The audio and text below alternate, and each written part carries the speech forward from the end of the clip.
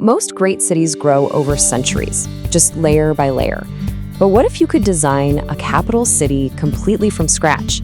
Well, that's pretty much the story of Islamabad, Pakistan's capital, a city born not from ancient history, but from a single, really ambitious blueprint. So let's dive into how it all happened. I mean, that's a huge question, right? And it's one Pakistan had to answer back in the late 1950s. Their capital at the time, Karachi, was a bustling port city, sure, but it was also vulnerable and way off from the country's center.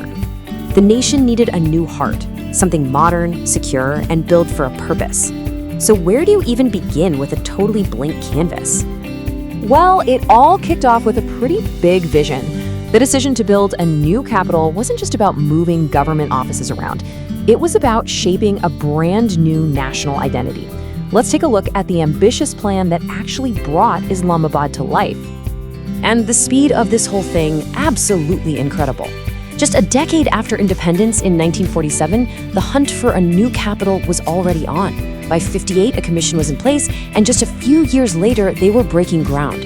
Then, in 1967, get this, only 20 years after the country's birth, Islamabad was officially the capital. A really decisive move to create a new administrative core for the nation.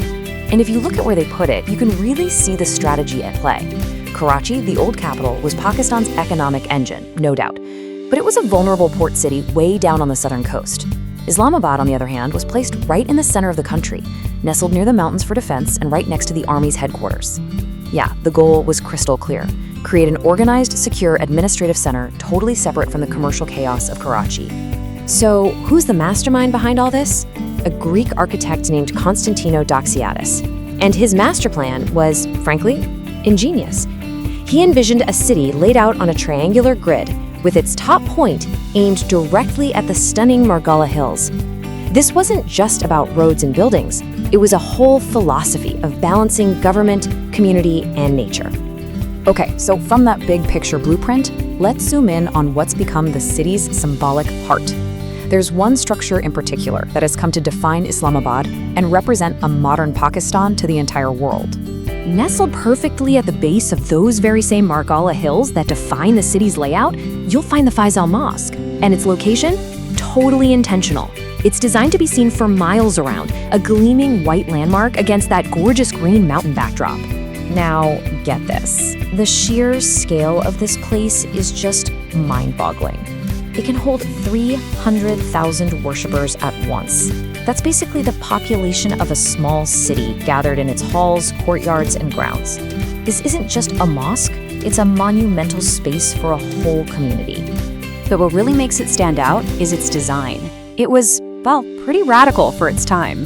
When it was first proposed, it was actually controversial because the architect, Vedat Dalake, got rid of the traditional dome.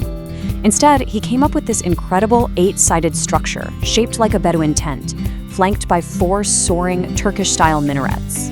It was such a bold fusion of ancient inspiration and modern form. And you can really hear the depth of his vision in his own words. The architect, Vedat Dalake, said he was trying to capture the spirit and geometry of the Kaaba, the spiritual center of Islam, but in a totally abstract way. It's just this powerful connection between a really contemporary design and the deepest roots of the faith. Okay, so we've seen the plan, we've seen the icon. But a city is so much more than its plans. What's it actually like to live there today? Let's explore the reality of this modern metropolis. It's no surprise that as the capital, Islamabad has become this magnet for people from every single corner of Pakistan. And you can really hear that diversity on its streets. While Punjabi is the most common language, the city is a real blend of Pashto, Urdu, Hindko, and so many other voices, creating a truly cosmopolitan hub. And it's not just a government hub, it's a real center for intellect and education. With an 88% literacy rate, which is the highest in the entire country, Islamabad is home to tons of universities and research institutions, attracting the best and brightest from all over. So when you combine that planned design with a highly educated population, you get a city with a reputation for being one of the safest in Pakistan. But that safety doesn't just happen by accident. It's maintained by some pretty significant and modern security infrastructure. No, this safety is built on some really serious high-tech infrastructure. We're talking a protective wall with an electric fence around its diplomatic enclave, a dedicated safe city control room watching the streets, and high-tech tools like tablets and body cameras for police. There's even a special protection unit just focused on the security of foreign nationals. It's a highly organized, tech-driven approach to keeping the city safe. So, all of this, it brings us to the future. A city that's safe, educated, and growing is obviously going to attract investment.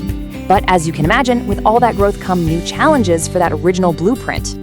You can really feel the economic optimism in the air, especially when you look at the real estate market. I mean, house prices shot up by 10 to 12% in early 2025, and land values near big new projects like the Ring Road have just skyrocketed, some up to 40%. That's a huge signal of investor confidence. So what's behind all this? What's the engine driving this growth? Well, it comes down to three key things. First up, population growth. More and more people are moving to the city for opportunities. Second, huge infrastructure projects are opening up new land for development. And third, the government is making it easier to invest with things like tax breaks and faster approvals. And all this growth, all this change, it leads us to a really critical question. The city is now sprawling way beyond its original boundaries. So can that 60-year-old master plan from Doxiades really handle this new reality? Or, as some critics are asking, is Islamabad now grappling with Doxiades' mess? You know, the unintended consequences of a rigid plan meeting the messy reality of a booming city? That's the challenge facing Islamabad's next blueprint.